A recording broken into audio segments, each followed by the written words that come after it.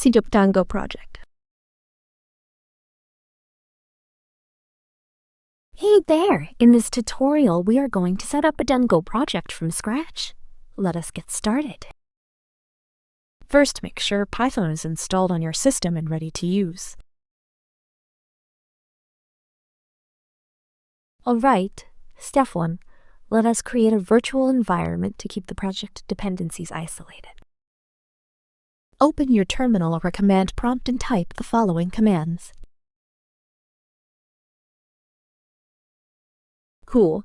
Now that the virtual environment is ready, let us install Django using pip. Be sure the virtual environment is activated before running the command. Let us quickly check if Django was installed correctly. Type this command, you should see the installed version of Django. Awesome. Use this command. Replace the word my site with any name you prefer for your project. Great! Now let us run the development server and see Django working.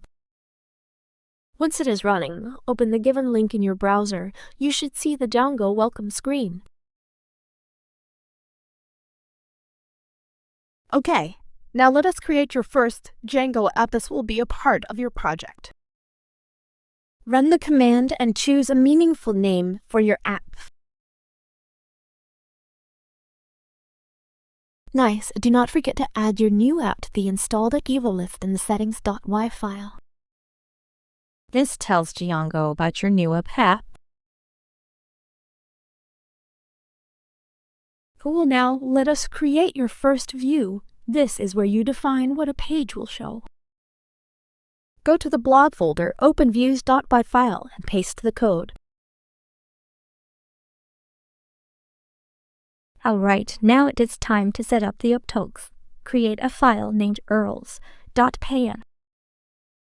This will manage routing within your app call. Now let us connect your apaches to the main project to omit header configuration.